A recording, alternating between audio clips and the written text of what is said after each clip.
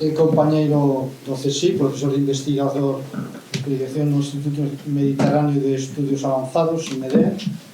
Aquí actualmente director da ICTS SOCIF, Sistema de Observación e Predicción Costera das Illes Baleares. A súa actividade investigadora céntrase no estudio da variabilidade dos océanos, dende os eventos extremos hasta o clima, o papel dos novos sistemas de observación, a xestión sustentable dos mares e costas e a saúde global dos océanos. Contribuye así a unha investigación básica de excelencia con impacto e relevancia na nosa sociedade a escala local e global, en liña coas iniciativas das Nacións Unidas como a década do océano para un desenvolvemento sustentable do 2021 ao 2030. Ademais dunha produción científica cuantiosa en canto a cantidade e calidade, 220 artigos, investigador principal de 80 proxectos nacionais europeos, impartiu 68 conferencias convidadas e dirixiu 9 tesis de doutoramento. Gustaríame destacar a súa implicación na xestión da ciencia mariña en España. Foi xestor do primeiro Programa Nacional de Ciencias Mariñas, en 95-98, coordinador da área de Medio Ambiente do CSIC, director do IMEDEA entre os anos 99 e 2008 e membro da Comisión Asesora do Secretario de Estado das Universidades e Investigación da ANI. Ademais, foi coordinador institucional do CSIC nas Illas Baleares dende 2006 a 2019 e membro do Comité Científico GOS, Sistema Mundial Global de Observación do Océano. Joaquín tamén ocupou distintos cargos de responsabilidade no ámbito da xestión do I+D+I en Europa e é membro da Academia Europea, do Club de Roma e do capítulo español e copresidente do programa ANCOAS Predit. É membro do comité directivo do programa DITO, do Semel Digital do Océano e dos últimos reconocidos pola década do océano nas Nacións Unidas. No 2003 foi galardoado co Premio Nacional de Investigación Alessandro Malaspina. Joaquín nos amosará na súa charla como as infraestructuras de investigación mariña son alicerces dos actuais iniciativas internacionais que promoven enfoques de observación e de predicción dos océanos, dirixidos a comprender e xestionar os desafíos relacionados co océano e co cambio climático. Tamén nos explicará, dentro do contexto dos diversos proxectos e institucións internacionais, os retos que aceptou como director do SOCIF para o 2030, desenvolver semelos digitais do Mediterráneo Occidental para usuarios finais específicos. Deixo a palabra.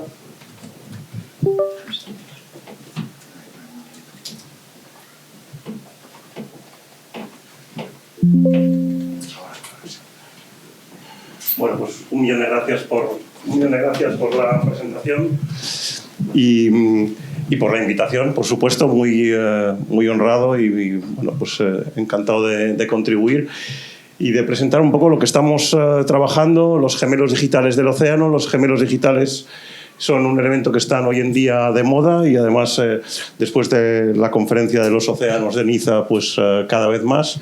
Y nuestro punto de partida siempre es este que ponemos aquí: excelencia científica pero con impacto en la sociedad. El mensaje de hoy claramente es que los gemelos digitales son una muy buena oportunidad para el cambio. De alguna manera, un poco el mensaje es que estamos en un momento importante en ciencias marinas, hemos avanzado mucho en el conocimiento y estamos en un momento muy interesante para dar un paso adelante y avanzar. Tengo 4 grandes elementos que voy a ir desgranando. Primero, un gran objetivo: el océano y el cambio climático. El segundo es por qué sistemas multiplataforma de observación y de predicción.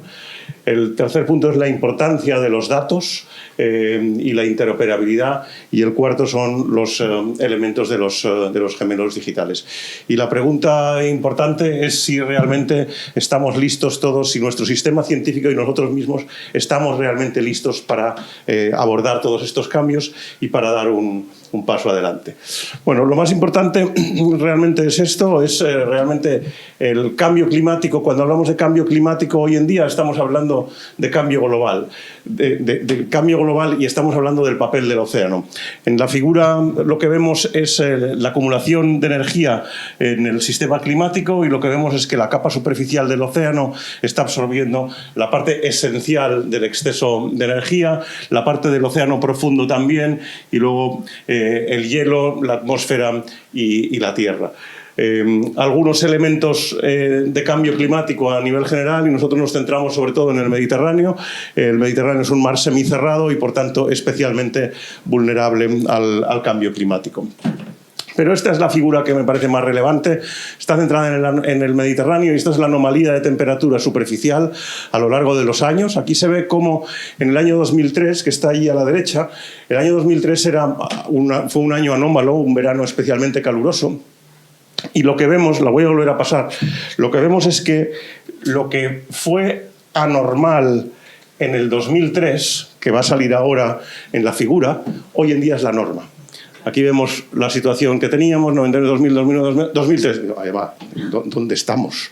Bueno, pues hoy en día, en el año 2024-25, aquella anomalía es la norma.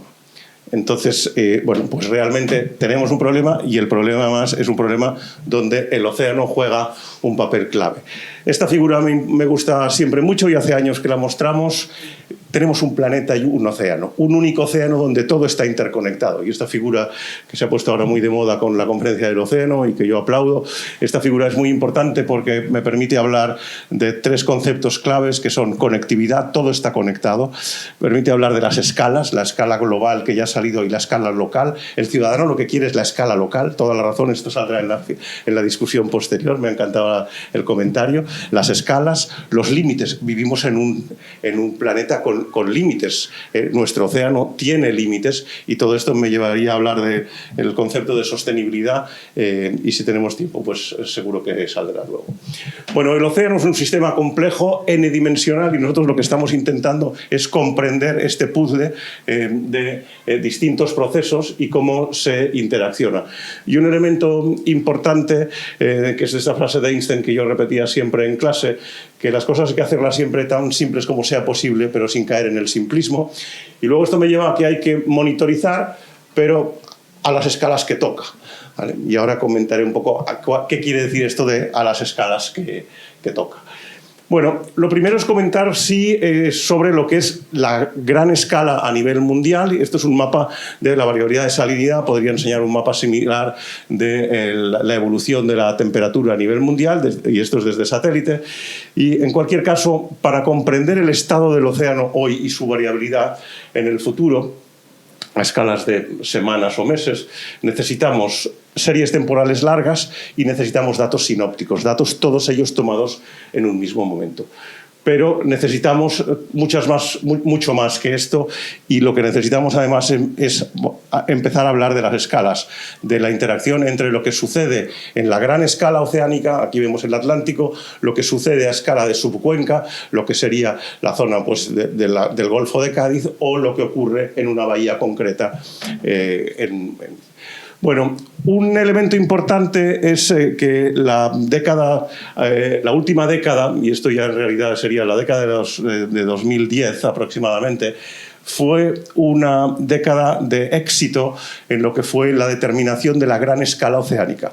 La gran escala oceánica es aquello que sería la escala en todo el océano Atlántico con distancia, digamos, resoluciones del orden de los 100 kilómetros. Esto fue un éxito, y esto es en parte debido a este sistema, que es el sistema Argo, que son unos perfiladores que van desde la superficie hasta el fondo y que van transmitiendo los datos a superficie. Serían el equivalente a lo que hay en la atmósfera de los radiosondeos en la atmósfera. Bueno, esto es importante y lo traigo a colación porque hoy en día este sistema está en riesgo.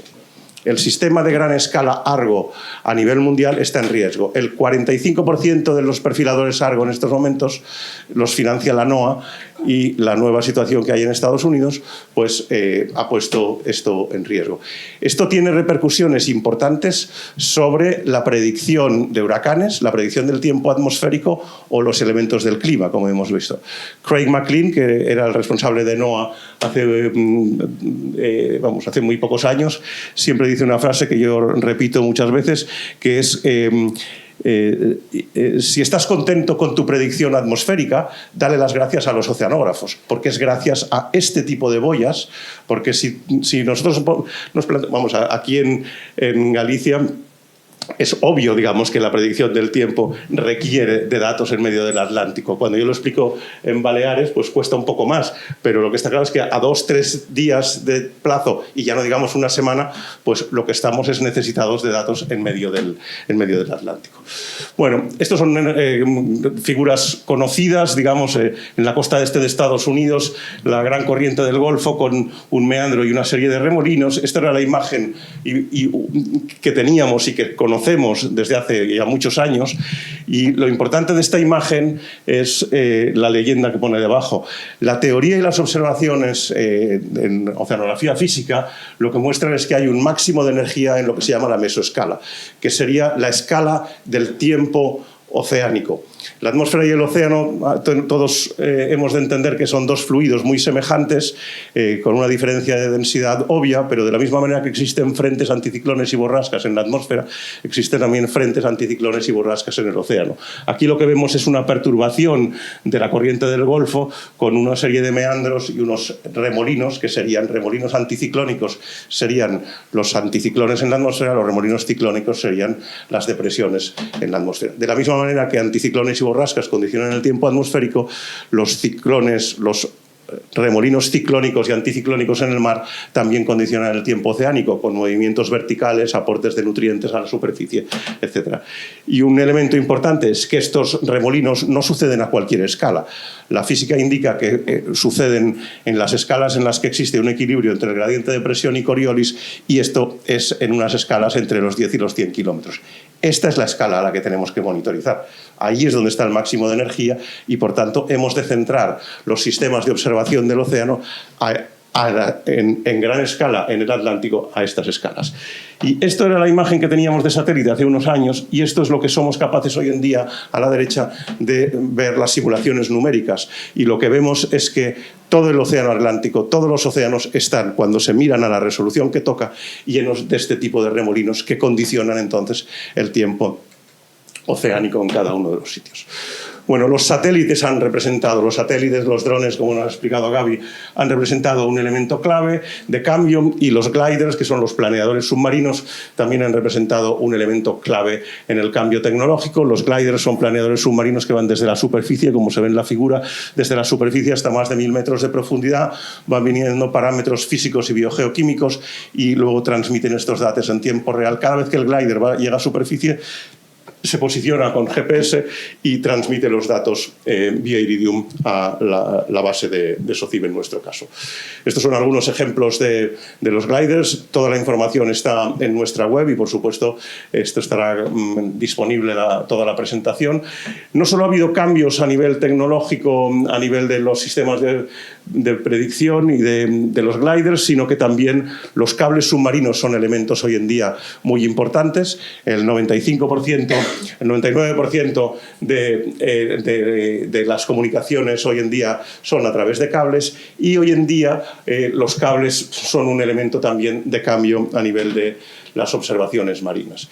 Estos cambios nos han llevado a un cambio esencial en la observación del océano, un cambio de paradigma que viene de alguna manera, que está en el origen de lo que es SOCIB, un cambio de paradigma que hemos pasado de una observación del océano centrada en grandes buques oceanográficos a una observación del océano focalizada en sistemas multiplataforma de observación, que es lo que tenemos a la derecha. Y una frase que me gusta mucho de un buen amigo también, de John Delaney, de Seattle, que un barco solo puede estar en un sitio en un momento dado, y hoy en día tenemos que estar en múltiples sitios en múltiples instantes. Y me parece que también es una frase y es, digamos, que de alguna manera en este principio de la charla lo que quiero es transmitir la idea de que estamos en un momento importante de cambio y que por tanto tenemos que cambiar nosotros también. No podemos seguir haciendo business as usual, por mucho que a veces nuestro propio sistema esto no lo facilite. También hay cambios en conceptos, y no me puedo extender, pero hay cambios, por ejemplo, en un cambio de concepto que me interesa, es el cambio en la definición de excelencia científica. La excelencia científica se mantiene, desde mi punto de vista, y estos son editoriales de Nature, etcétera, en cuanto a la excelencia, pero cada vez más los científicos pienso que hemos de ser responsables y ser capaces de responder también a las necesidades de la sociedad. Yo siempre digo y intento que hemos de intentar escuchar un poco más a la sociedad, manteniendo la excelencia, pero escuchando un poco más. Y este cambio yo creo que está llegando, y creo que en la conferencia esta de los océanos ha sido muy claro.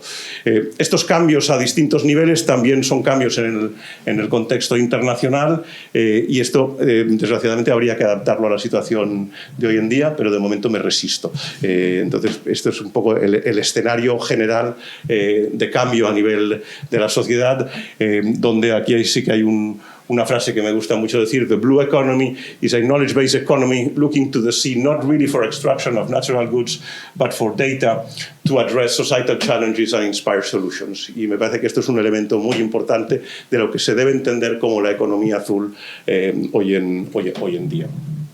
Bueno, también hay un cambio en el sistema de investigación a nivel internacional y en el papel de las infraestructuras de investigación. SOCIB, el Sistema de Observación y Predicción Costero de Baleares, es una infraestructura científica. Aquí lo que tenemos es el mapa de las ICTS a nivel de todo el Estado. El CESGA aquí en Galicia pues es una ICTS, y hay más, los grandes buques, las bases que han salido en la charla anterior. Y un elemento importante es que las infraestructuras de investigación son elementos nucleares en distintos países del sistema de ciencia, realmente. Cuando uno entra, yo siempre pongo el ejemplo, y por eso está aquí, en la página web del NERC británico, están por un lado los centros de investigación, pero al mismo nivel están las infraestructuras de investigación, porque sin grandes infraestructuras de investigación hoy en día es muy difícil hacer según qué tipo de investigación. Y esto yo creo que es un elemento clave de que las infraestructuras son elementos críticos para avanzar en la ciencia de hoy en día. Y esto viene a cuento ahora las infraestructuras para poder entender en esta figura la relación que hay entre las distintas escalas del movimiento. En esta figura lo que tenemos en el eje de las X son las escalas espaciales que van desde los procesos de milímetros y segundos en el eje de ordenadas, que serían todos los procesos moleculares y capilares, las ondas de gravedad, las ondas internas en kilómetros y escalas de días, hasta la escala climática en el orden de miles de kilómetros y décadas. Muy bien. Este es el sistema que hemos de estudiar. En el océano, los procesos de mezcla vertical o los procesos de intercambio entre la capa los procesos de intercambio entre la atmósfera y el océano, o los procesos de mezcla en la capa superficial del océano, están en este rango de aquí. Son procesos turbulentos y por tanto están caracterizados por escalas espaciales de milímetros y escalas temporales de segundos. Estamos en esta zona. Y el cambio climático lo tenemos ahí al fondo. Todo este rango de escalas es justamente lo que afecta a la pregunta que usted hacía. ¿Qué pasa en mi playa? Pues lo que pasa en mi playa es que depende de mi playa, pero depende de lo que pasa en la bahía. Lo que pasa en la bahía depende de lo que pasa a la escala regional y a escala de cuenca, o en ocasiones a temas de conexiones o teleconexiones, etc. Entonces, estamos en un sistema fuertemente no lineal, con interacciones entre escalas, donde lo que sucede entre cada una de las escalas afecta a las otras en las dos dimensiones, además. Bueno, creo que por suerte se ha avanzado mucho una vez más y tenemos el Sistema Mundial de Observación del Océano, GLOOS, el Global Ocean Observing System, que conjuntamente con WMO y otras organizaciones ya definieron y han ido definiendo y mejorando lo que son las Essential Ocean Variables y las Essential Climate Variables y tal y cual, que son las variables esenciales del océano. Para cada una de estas variables existen unos procedimientos y unos protocolos claramente establecidos de cómo se han de observar, cómo se han de medir, cuáles son las resoluciones, etcétera, etcétera. Entonces, esto son unas guías muy claras, muy establecidas, y por tanto, de alguna manera, tenemos las herramientas o el know-how, más que las herramientas, para poder avanzar. Y ahí es donde llegamos a lo que es SOCIB, lo que son los sistemas de observación multiplataforma. ¿Por qué necesitamos sistemas multiplataforma? Porque necesitamos cubrir todo este rango de escalas espaciales y temporales. Necesito sensores en la playa, pero necesito sensores también en mar abierto y necesito sensores a escalas intermedias. Y esto no puede ser con solo un único tipo de sensores o de plataformas de observación. Tiene que ser con sistemas multiplataforma de observación que nos permitan integrar toda esta información, transmitirla a modelos numéricos de predicción. Los modelos numéricos de predicción nos permiten tener entonces una predicción de las distintas variables, temperatura, salinidad, oxígeno, etcétera, y un elemento importante que está ligado al tema de FAIR y al tema de Trust. Realmente un elemento clave es la validación de todos estos resultados y ver cómo es la retroalimentación entre todos estos sistemas de datos. Esto entraré un poco más adelante. Bueno, este es el foco de SOCIB. Ya hemos comentado que el tiempo oceánico son estas estructuras a nivel de remolinos. Aquí lo que vemos, por ejemplo, es la entrada de aguas atlánticas en el estrecho, a través del estrecho de Gibraltar. El Mediterráneo, como es un mar semicerrado, está caracterizado por una evaporación muy intensa y el Mediterráneo bajaría el nivel del mar del Mediterráneo del orden de 0,8, para recordarnos, 1 metro por año, si no estuviese interconectado con el Atlántico. Aquí lo que vemos es la entrada de aguas atlánticas, que es los remolinos estos anticiclónicos que se ven en el mar de Alborán, un primero y un segundo, y luego a lo largo de la costa marroquí y argelina toda una serie de inestabilidades que son los remolinos estos del tiempo oceánico que caracterizan la propagación de este agua atlántica. Este es uno de los elementos importantes, y el Mediterráneo lo que juega es un papel muy importante en la comprensión del sistema climático, porque es un océano a escala reducida. Podemos estudiar de una forma óptima toda esta serie de procesos de mesoescala en el Mediterráneo a una escala muy interesante. Esto es una animación de corrientes marinas en el Mediterráneo, donde se ven este tipo de estructuras de corrientes, remolinos ciclónicos y anticiclónicos. Y un elemento obvio con el que trabajamos, por ejemplo, es en SOCIB trabajamos desde hace ya muchos años tanto con el Sistema Marino Europeo Copernicus como con SASEMAR a nivel de lo que es los temas de rescate de náufragos. Pues es evidente en estas figuras, en estas gráficas y en estas animaciones que dependiendo si la persona está perdida en un sitio o en otro, pues la forma de búsqueda y estas corrientes no son permanentes, sino que esto evoluciona en el tiempo. Lo que sucede hoy no es lo mismo que sucederá dentro de unos días, etcétera. Entonces, esto es un elemento importante de la variabilidad oceanográfica del océano, desde la costa hasta mar abierto y desde los eventos extremos hasta el clima. Bueno, esto es una síntesis que hicimos hace una serie de años que es relevante por la relación que hay entre lo que he comentado, el Mediterráneo y el sistema global de observación del océano. Entonces, esto a lo que me lleva es a SOCIB. Esto es lo que es SOCIB, es una infraestructura de investigación, es una ICTS, una infraestructura científica y técnica singular, donde intentamos pues, cubrir todas estas escalas espaciales y temporales, transmitir los datos en tiempo real y integrarlos en sistemas numéricos de predicción. Voy a mostrar algunos ejemplos y estos son algunos de los sistemas de observación y de predicción que tenemos, desde los planeadores, un buque oceanográfico, Argo, boyas de superficie. Estamos utilizando tortugas marinas con sensores en el caparazón para traquear su evolución. Bueno, los distintos sistemas de observación que tenemos en SOCIB, y un elemento muy importante en el que nos centramos siempre es la interoperabilidad. Un elemento esencial es que todos estos datos sean interoperables y estén interconectados entre ellos. La interoperabilidad permite a los sistemas hablar unos con otros. Lo importante es que todos estos sistemas llegan de forma automática al repositorio de datos de SOCIB, que es un repositorio abierto y que es un repositorio al que acceden cualquier usuario científico o con el perfil que sea.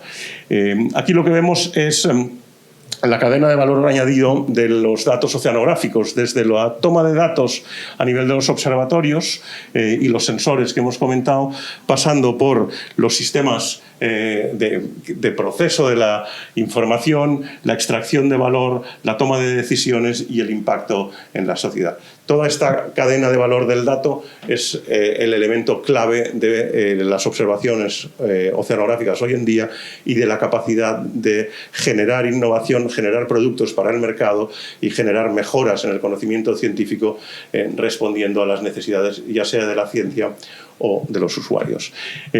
Aquí hay un problema de todas formas y es que los científicos se ocupan de obtener datos y la sociedad lo que quiere es respuestas concretas y no tenemos a nadie entre medio realmente.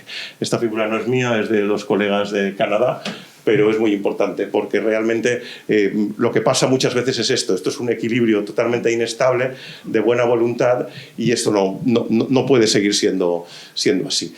Este es el framework, este es el esquema general de datos que tenemos en SOCIP, que no voy a explicar en detalle porque es complejo, pero digamos, tenemos distintos sistemas de observación, tenemos distintos sistemas de predicción que contribuyen a temas de investigación y de innovación.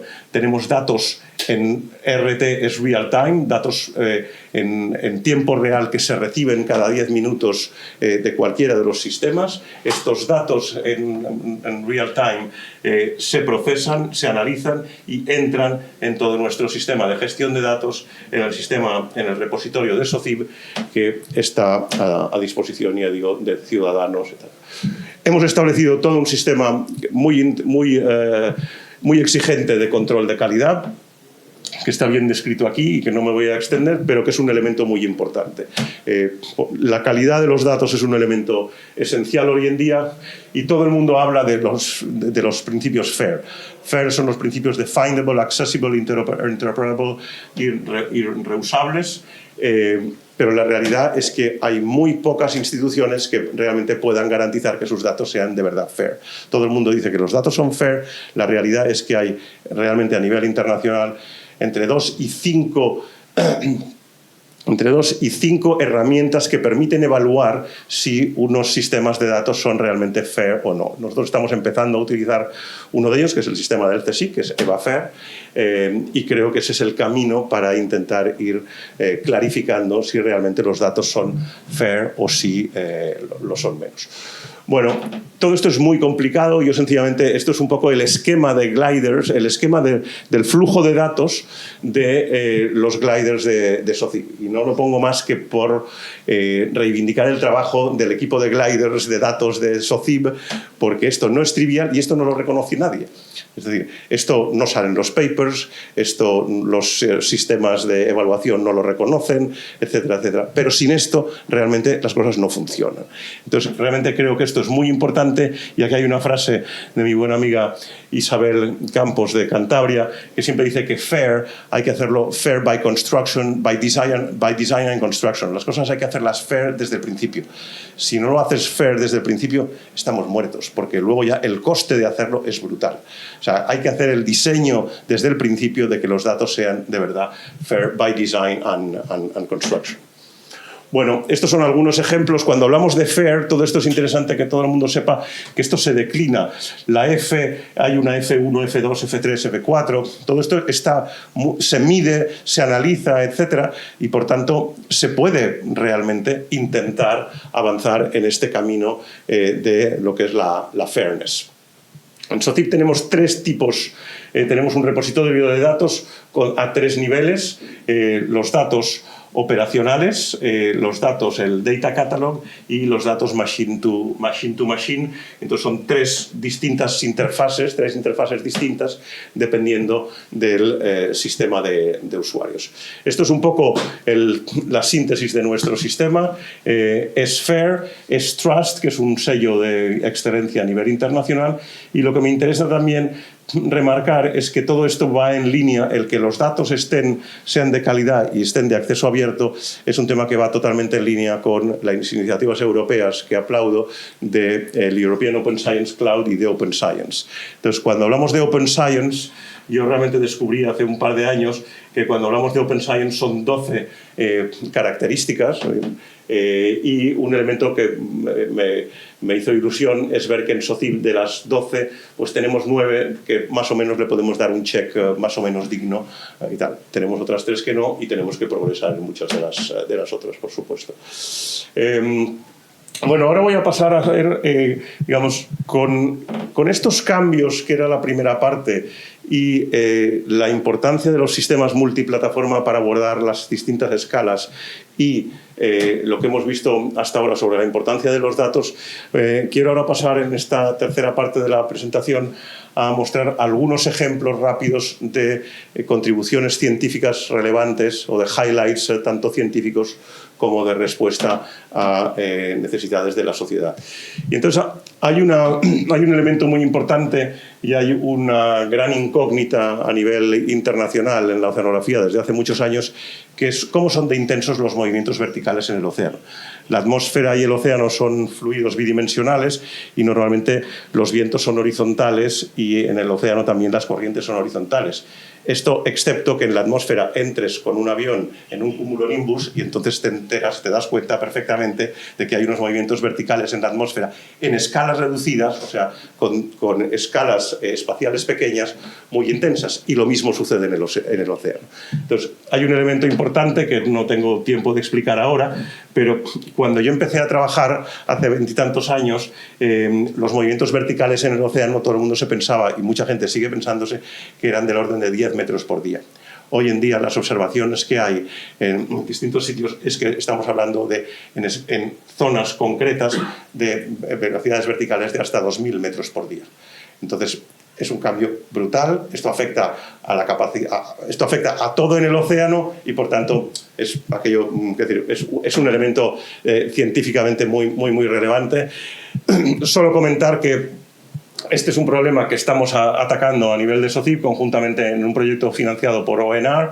ONR de Estados Unidos decidió invertir un proyecto muy importante de 35 millones de euros en el Mediterráneo, en la zona del Mar Balear y del Mar de Alborán, precisamente para intentar atacar este problema de los remolinos oceánicos y de las capacidades de detección de estos movimientos de mesoscala. Esto es alguno de los ejemplos. Primero lanzamos 2 gliders, luego lanzamos distintas boyas de deriva, luego lanzamos 6 gliders que salen ahora en rojo dentro de un momento, ahora salen, y luego todo esto conjuntamente con 2 barcos oceanográficos. Y esto fue, bueno, pues un experimento muy importante hecho hace 2 años. Estamos acabando de analizar todos estos datos, pero es gracias a experimentos de este tipo, multiplataforma, y durante periodos intensivos de observación durante un mes, en los que somos capaces de entender este paso, de pensarnos que los movimientos verticales eran del orden de 10 o 100 metros por día, a que sean en según qué zonas del orden de 2000 metros por día. Bueno, esto es lo que es Calypso. Y luego algunos elementos, algunos highlights de temas más relacionados con implicaciones de la sociedad. SOCIB está hoy en día proporcionando datos y conocimiento a 10 sectores distintos de la sociedad, que están aquí mostrados, desde temas de corrientes de retorno en las playas hasta olas de calor marinas. Y voy a mostrar aquí algunos ejemplos. Esto es un ejemplo de meteotsunamis, tsunamis generados por situaciones atmosféricas, y cómo existe una amplificación en particular en algunos de los puertos de Baleares, donde la oscilación es tan intensa que el puerto se vacía completamente, y cuando el puerto se vuelve a llenar produce destrozos importantes en las flotas amarradas. Entonces hemos puesto en marcha conjuntamente con AEMET y otros colegas un sistema de predicción de meteotsunamis que está operacional. Esto es un poco un ejemplo también de la colaboración con SASEMAR, y un elemento importante que me interesa resaltar, más que el resultado concreto, es lo de la confianza. Hay un elemento clave que creo que poco a poco hemos sido capaces de ir generando a lo largo de los años, que es una relación de confianza con los distintos usuarios externos, los distintos stakeholders. Y eso creo que al final es un elemento clave en todo en la vida, pero en particular en nuestra ciencia, que siempre ha estado pues, un poco como apartada de la sociedad y de los políticos. El que nosotros ahora veamos que SASEMAR hemos conseguido establecer esta relación de confianza, pues creo que es un paso adelante de la ciencia y de todos nosotros. Otro elemento importante es una colaboración con el IO desde hace muchos años, relacionando la variabilidad oceanográfica con las zonas de puesta del atún rojo. El atún rojo en la zona este de Baleares es una de las 3 zonas de puesta de atún rojo a nivel mundial y seguimos sin entender realmente el por qué esto sucede. Esto estamos trabajando con el IEO, ellos se ocupan más de la parte ecológica, nosotros obviamente de la parte de oceanografía operacional, y estamos trabajando en ello. Ya tenemos toda una serie de hipótesis y de papers, pero aún queda trabajo para avanzar en este camino. Temas de aplicaciones relacionadas con el cambio climático. ONA Toolbox es una aplicación que hemos desarrollado para el Gobierno de Baleares para poder predecir los cambios en zonas costeras en Baleares y, por ejemplo, un ejemplo concreto está relacionado con la adaptabilidad de playas urbanas al cambio climático. ¿Cómo hemos de conseguir adaptar las playas urbanas al cambio climático? Lo estamos poniendo de manifiesto en una de las playas, en Caramillor, que es una playa que hemos trabajado desde hace muchos años, y la idea es, en el marco de un proyecto LIFE, avanzar hacia unas guidelines a nivel europeo. Esto es un ejemplo de los nuevos sistemas de observación, y aquí lo que veis es en amarillo y en rojo. En amarillo es un glider y en rojo es una tortuga. Al principio, lo voy a volver a pasar, al principio el glider va siguiendo razonablemente bien a la tortuga, luego la tortuga ya quiso ir más deprisa y el glider no pudo con ella, pero durante un cierto tiempo sí que fuimos capaces de seguir el glider a la tortuga. Y ahí a la derecha lo que ven ustedes es la evolución en el tiempo, desde el 27 hasta el 30 de junio, de la concentración de clorofila, donde se ve el máximo profundo de clorofila a 50 metros de profundidad, y se ve en cada uno de los momentos en que la tortuga hacía una buceada hacia abajo para buscar, lógicamente, la comida a la profundidad donde le interesa. Entonces, esto es un elemento interesante que nos permite empezar a ligar la variabilidad física con la variabilidad del ecosistema y empezar a avanzar también hacia la parte esta de evolución y de biodiversidad. Esto es la parte de olas de calor marinas, como lo ha comentado Gaby. Pues no me voy a extender, pero esto está disponible también en la web de SODIV y en la web de Tiamat. Yo creo que esto es un elemento importante. En temas de playas llevamos muchos años trabajando, en particular desde el año 2002, que hubo unos temporales muy intensos en Baleares, con distintos sistemas de monitorización y de predicción, tanto a nivel de cámaras en las playas como de distintos sistemas in situ. Gracias a esto pues tenemos una colaboración también con la Dirección General de Emergencias del Gobierno de Baleares para predecir zonas de corrientes de retorno, que son las corrientes peligrosas para los bañistas en las playas. Ciencia ciudadana, firmes defensores de la ciencia ciudadana siempre que sea realmente útil. Y entonces aquí este es un ejemplo claro de ciencia ciudadana realmente útil, que es un proyecto COSNAP, donde los usuarios de las playas llegan a la playa, pueden colocar su teléfono móvil en unos paneles, mandar la imagen y luego esto, a través de toda una serie de sistemas de inteligencia artificial, somos capaces de analizarlo. Esto es el ejemplo de Caramillor que comentaba antes, de adaptabilidad de playas urbanas al cambio climático. Y todo esto está también muy ligado a la necesidad de hacer realmente una divulgación y un acercamiento a la sociedad muy importante. Tiamat ha sido un ejemplo, pero un elemento esencial es que desde el principio Ya no nos gusta hablar de divulgación en SOCIP, sino que realmente es ya más compartir, es lo que en inglés se dice engagement, que es realmente desde el principio involucrar a la sociedad en todos los proyectos, y esto lo estamos intentando hacer. En SOCIP tenemos distintos tipos de actividades que pueden ustedes ver en la web. Un elemento clave en SOCIP y de todos nosotros, obviamente, es la formación de las nuevas generaciones. Me parece que esto es un elemento clave y sin duda de futuro. Y un elemento también importante es la década del océano, y lo que la década del océano está llevando, y en particular aquí citar dos grandes programas en los que estamos directamente implicados en SOCIP. Uno de ellos es Course Predict, que pretende avanzar en un cambio también de paradigma a nivel de las zonas costeras de todo el mundo, y luego el programa DITO de los gemelos digitales del océano. Open Science ya lo he comentado, y necesitamos algo más.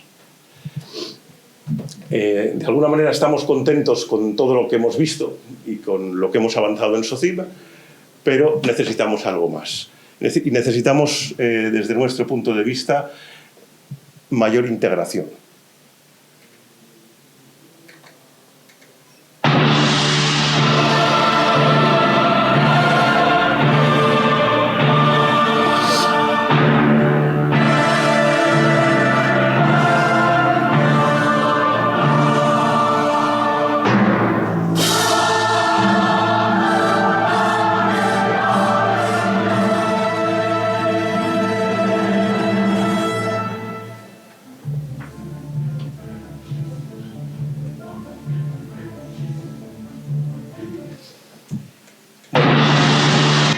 Muchas gracias.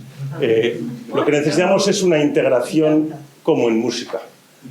Eso es lo que creemos en SOCIP. Necesitamos una integración donde la diversidad en la orquesta se combine con la necesidad de la integración para conseguir un elemento común por encima de todos los elementos. The harmony on top of the different components. Yo, una de las cosas que estoy más feliz en mi vida es de haber conocido a este hombre, que es Riccardo Muti, que es un genio de la música, y que yo hablaba de estas cosas nuestras y él me decía, Joaquín, pero es que esto es música. Y entonces, bueno, con más tiempo luego...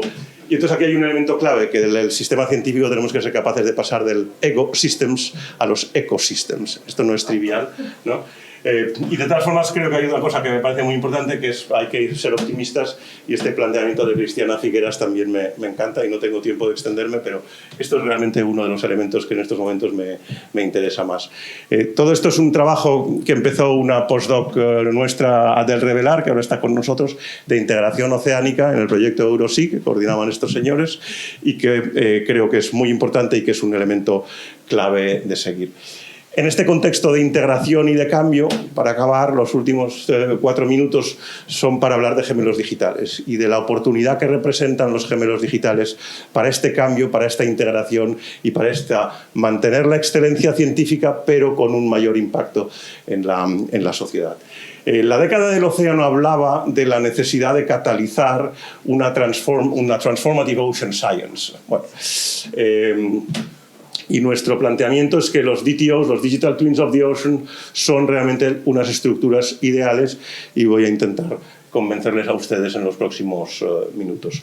Los gemelos digitales, básicamente, de lo que estamos hablando es de que tenemos dos gemelos. Tenemos un gemelo real, que está aquí a la derecha, que es el gemelo que se observa, y es el que hemos visto hasta ahora. Tenemos un gemelo real que observamos. Y luego tenemos un gemelo digital, que es un gemelo que es el que está a la izquierda, con una resolución numérica determinada, que es el que predecimos. Y lo importante es que entre el gemelo real y el gemelo digital tengamos un intercambio continuo de observaciones. Tengamos un intercambio continuo de observaciones en las dos direcciones. Y este final es el que no es nada trivial y en el que me voy a intentar extender. Hay una serie de gemelos digitales, todo el mundo habla hoy en día. A mí me gusta poner encima de la mesa la definición esta, que es muy reciente, del año pasado, de la National Academy of Sciences, que básicamente lo que insiste es en the bidirectional interaction between el virtual y la physical part. ¿Vale? Entonces, eso es un elemento muy importante y ahora voy a entrar en ello. Estas son las 4 componentes principales de los gemelos digitales. Son el sistema de observación, el sistema de predicción, la interacción bidireccional del uno al otro y del otro al uno, y luego toda la parte esta de verification, validation, uncertainty and quantification, que es el elemento de validación esencial. Esto no me puedo extender, pero los digital twins, los gemelos digitales, han generado muchas expectativas. Perdón, y ahora entraré un segundo en esto. Pero un elemento clave de las National Academy of Science es que indicaba muy claramente que requieren una serie de cambios organizacionales. Si no hay una serie de cambios organizacionales, los gemelos digitales tampoco conseguiremos que se confirmen las grandes expectativas. Y aquí hay dos precauciones, de alguna manera. Una me viene de Elinor Ostrom, que fue la primera premio Nobel de Economía mujer en el año 2009, que ella no era economista y que tiene una serie de trabajos claves en ciencias sociales y que hablaba ya beyond panaceas, más allá de las panaceas. Es muy relevante. Y luego la National Academy of Sciences también hablaba de que se han generado una serie de expectativas quizás demasiado grandes sobre los gemelos digitales y que hemos de ser muy prudentes. Yo sigo creyendo en ello, pero me parece importante poner este principio de precaución. Y aquí vuelvo a poner sobre la mesa la evolución que hemos comentado antes. Hemos comentado que ha habido cambios en los sistemas de observación, de predicción, cambios en conceptos y cambios en Open Science, y que los gemelos digitales y que es el momento realmente adecuado para una transformación. Pero para que haya una transformación necesitamos un common goal, necesitamos un objetivo común. Uno de los problemas que pienso yo que claramente tenemos hoy en día en oceanografía es que tenemos muchos objetivos, y esto salió también en la conferencia del océano en Niza. Entonces, un elemento importante es que los digital twins, los gemelos digitales, son la parte visible de un ecosistema digital complejo. Estamos trabajando en toda la parte de la fontanería debajo de una fuente, y lo que estamos queriendo es diseñar y mostrar como ejemplo una fuente. Y esta es una imagen de un buen amigo, Terry McConnell, de Frugro. Y necesitamos dos cosas. Necesitamos un common goal y luego necesitamos una estrategia. Y una estrategia es una cosa que he aprendido en los últimos años de temas más del sector privado. Una estrategia implica identificar todas aquellas cosas a las que vamos a decir que no. Y yo, como científico, tengo que reconocer aquí delante de todo el mundo que he dicho que no a poquísimas cosas. A poquísimas cosas. Entonces estoy aprendiendo a que hay que decir que no. Y las empresas dicen que no continuamente. Entonces realmente yo creo que en ciencia tenemos que avanzar hacia un common goal y con una estrategia integrada que implique realmente ser capaces de decir que no. No sé si está muy bien que esto se está grabando, pero bueno. Esto es Bueno, en SOCIP creo que tenemos una suerte, y es que tenemos de los elementos clave de los gemelos digitales, tenemos la parte de observación, tenemos la parte de predicción, tenemos data lakes, tenemos sistemas interactivos y tenemos un codiseño. Tenemos todo esto, pero claramente nos falta la integración, nos falta más contacto con los usuarios, nos falta mejorar la interoperabilidad y nos falta sistemas mucho más federales. Esto es un poco solo para comentar muy brevemente en un minuto que al final tenemos los elementos y la arquitectura. Esto es como cuando uno diseña una casa. Uno tiene una idea de una casa, sabe exactamente lo que quiere, en principio, si no mal, y luego entonces, una vez tienes todo esto claro, vas al arquitecto que te hace el diseño de la casa. Bueno, pues estamos en esto. Tenemos los elementos en SOCIP, tenemos los 5 grandes elementos de un gemelo digital. Y aquí lo que tenemos ahora es la arquitectura, que es lo que nos engloba estos elementos. La arquitectura son estos son los componentes principales, que son las infraestructuras de investigación, la gobernanza, los datos, el motor de trabajo y las interfaces de usuario. Todo ello con los elementos de seguridad y de stakeholders, de usuarios, y obviamente la interoperabilidad.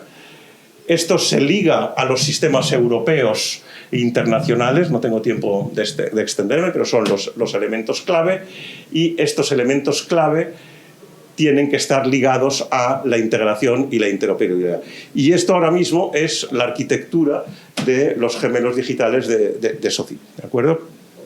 Entonces, simplemente esto es un ejemplo de cómo avanzamos hacia este sistema de valor añadido, donde los datos que generamos tienen un sistema de gobernanza bien establecido y responden a necesidades concretas de los usuarios. Hay elementos clave que estamos implementando en SOCIP para intentar ser consistentes de cambios organizacionales. Hay elementos como esto de working backwards o de sistemas agile que estamos empezando a introducir. Working backwards es un sistema que existe, esto viene de Google y de Amazon. En Google y en Amazon no se empieza nunca ninguna aplicación ni ningún trabajo que no se haya analizado con este procedimiento, este framework de working backwards.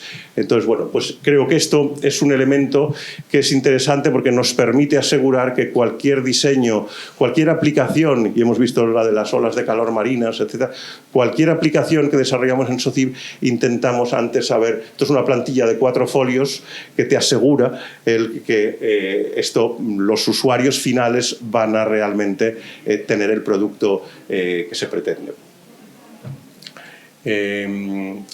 Estos son los 3 prototipos de gemelos digitales que estamos desarrollando en SOCIP: el sistema de Meteor Tsunamis, un sistema de áreas marinas protegidas y un sistema de adaptabilidad al cambio climático. Esto es en estos momentos una visión muy inicial de la parte esta de Meteor Tsunamis. Esto es la implementación, como que ya estoy fuera de tiempo. Esto es de alguna manera la síntesis. Los gemelos digitales son una oportunidad clara para la transformación en oceanografía.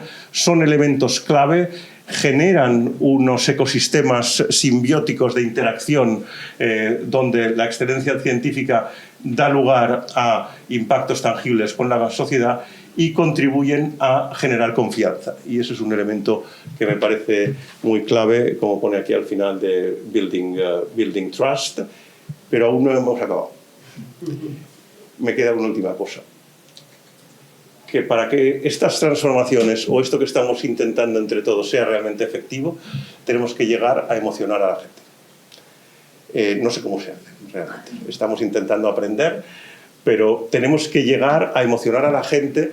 Y entonces lo que más claro he visto últimamente es este documental de David Attenborough, que es del mes pasado. Y David Attenborough, que no es cualquiera, dice: After almost 100 years on the planet, I now understand the most important place on earth is not on land but at sea. Y cuando uno ve este tipo de documentales y este tipo de trabajos, pues realmente creo que es lo que nos falta a esta ciencia de excelencia, con impacto, pero que además tenemos que ser capaces de que emocione de alguna manera. Muchas gracias.